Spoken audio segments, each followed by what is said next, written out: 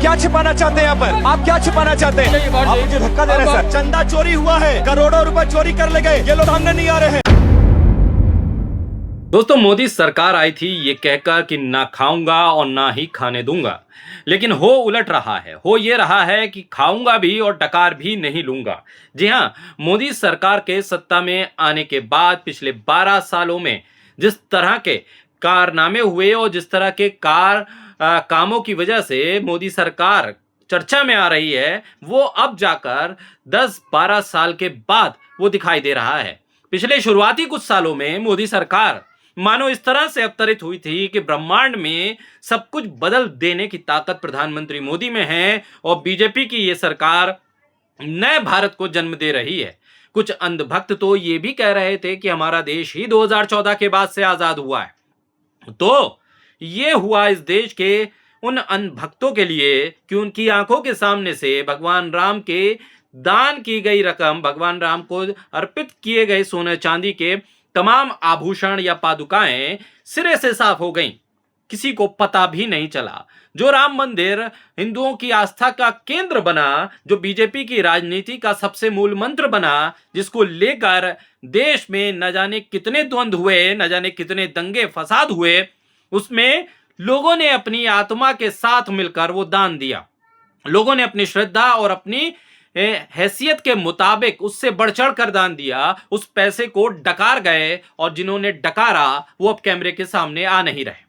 कैमरे के सामने ना आने पर भी इस देश का गोदी मीडिया उनके नाम ले लेकर कोई भी स्क्रॉल नहीं चला रहा है और ना ही किसी तरह से उस पूरे घटनाक्रम को लेकर कोई सवाल कर रहा है। इस देश पे कुछ एक पत्रकार हैं जो उस पर सवाल करने की कोशिश कर रहे हैं, लेकिन इस सब के बीच एक खबर ऐसी भी आई जिसपे ये पता चला कि मोदी सरकार के मंत्री ही अपनी ही सरकार से खीरे की खेती के लिए सब्सिडी लेते हैं और फिर 99 लाख की वो रकम हड़प जाते हैं। जी हाँ, ऐसी जमीन पर वो खीरे की खेती होती है जिसका जिक्र उनके तमाम दर्ज किए गए कागजात पे नहीं दिखता। वो जमीन तो दिखती है लेकिन उस प्रोजेक्ट का वो जिक्र नहीं करते हैं जिसपे 99 लाख रुपए की रकम उनके HDFC अकाउंट में लोन के तौर पर सरकार ने भेज दी। वो सब्सिडाइज रकम कहां गई? और मोदी सरकार के मंत्री क्या इतने बड़े किसान थे, क्या इतने बड़े उस लोन के हकदार थे कि उन्हें चंद मिनटों यानी 14 दिनों के भीतर ही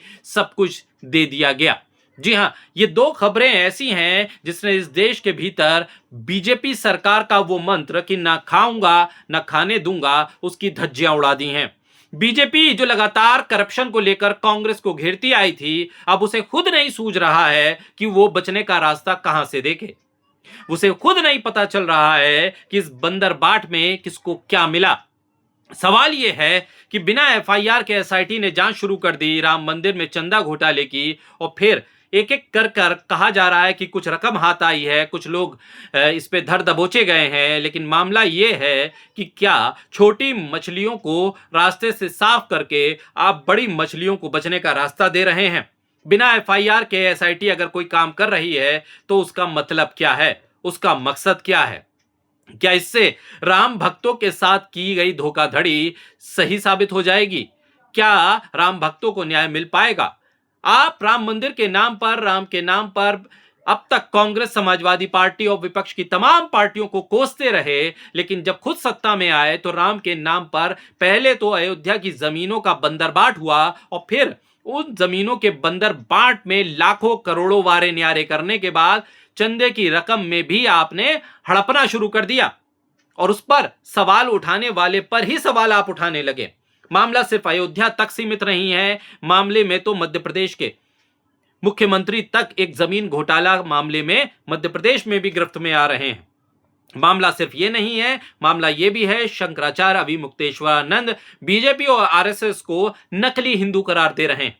वो कह रहे हैं कि ये नकली हिंदू हैं क्योंकि गौ हत्या इनके शासनकाल में रुक नहीं रही है, ये गाय को माता का दर्जा दे नहीं रहे हैं और जब मांग उठ रही है तो योगी आदित्यनाथ कह देते हैं कि माता का दर्जा हमारे दिल से है। कोई मुख्यमंत्री बीजेपी का कहता है कि 14 साल के बाद आप खा सकते हैं या 14 साल से पहले खा सकते हैं, कुछ इस तरह के भाव प्रकट करते हैं। कोई बीजेपी का नेता कहता है कि ये वाली जो नस्ल है गाय की वो माता नहीं है, दूसरी वाली नस्ल माता है।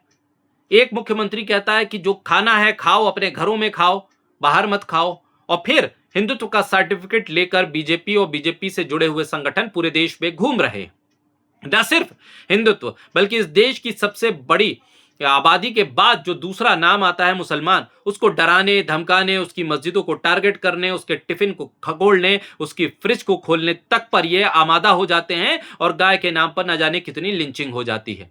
सवाल यह है कि इस देश के भीतर एक तरफ जिस तरह से राम के नाम पर लूट मचा दी है, जमीनों का घोटाला, फिर दान दक्षिणा में घोटाला, यहां तक कि शिवसेना कह रही है कि हमने 1 करोड़ रुपए के चांदी की पादुकाएं दी, उसकी न रसीद मिली, न कोई अता पता मिला। ऐसे न जाने कितने लोग हैं जो ये कह रहे हैं कि हमने सीधे ले जाकर भाई पादुकाएं दी, ईंटें दी, उसकी न कोई रसीद आज तक मिल पाई है और ना कोई अता पता मिल पाया है कि वो कहां गई। खीरे की खेती के नाम पे 99 लाख रुपए हड़प गए बीजेपी सरकार में मंत्री, खुद प्रधानमंत्री मोदी की कैबिनेट के कृषि मंत्री में एमओएस के तौर पर काम करने वाले मंत्री भी भागीरथ चौधरी। आखिर कहां कहां तक लूट मची हुई है और अपने आप को सबसे पाक साफ बताने वाली बीजेपी अब इस पर खामोश है। और सबसे बड़ी हैरानी तो यह है, खुद प्रधानमंत्री मोदी एक शब्द नहीं बोल पाए हैं इस पर। ना कोई सांत्वना है, ना कोई पछतावा है, और ना ही ये कोई बात कह रहे हैं कि हाँ हम किसी को छोड़ेंगे नहीं। इतना तमाम घोटाला हो गया, एक एफआईआर दर्ज नहीं हो रही है। ट्रस्ट के ट्रस्टी के तौर पर, चेयरमैन के तौर पर चंपत राय अभी तक क्यों बने हुए हैं, इसका सवाल का जवाब आज तक नहीं मिल पा रहा है। आप छोटे मोटे चौकीदार को, क्लर्क को, कोई ड्राइवर को, इनको उठा रहे हैं, कुछ लाख यहां से मिल गए, कुछ लाख वहां से मिल गए। क्या ये इतने बड़े 30 मार्खा हो गए कि करोड़ों रुपए वारे न्यारे कर लिए और ट्रस्ट को पता ही नहीं चला? और ट्रस्ट को जब कुछ पता ही नहीं चला तो ट्रस्टी किस काम के थे कि जब दान दक्षिणा की रकम गिनी जा रही थी तो कैमरे बंद क्यों हो गए? कि किसी ड्राइवर के कहने पर क्या कैमरे बंद कर दिए जाएंगे? ये क्या बेवकूफ बनाने के लिए ये तमाम चीजें चल रही हैं?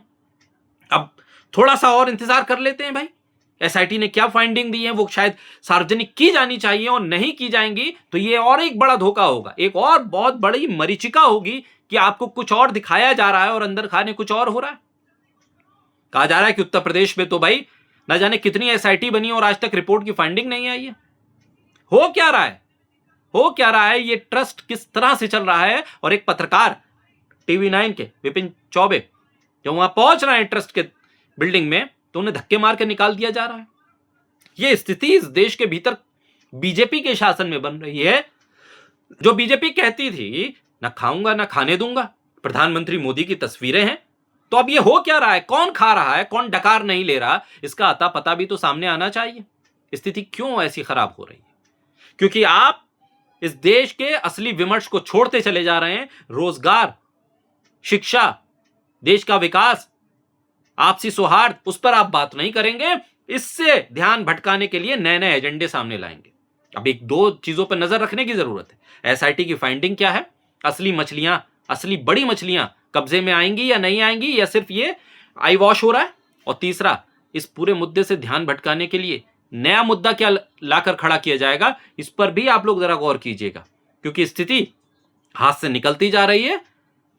राम भक्तों के भीतर अब ये बात घर कर गई है कि बीजेपी चंदा चोर है।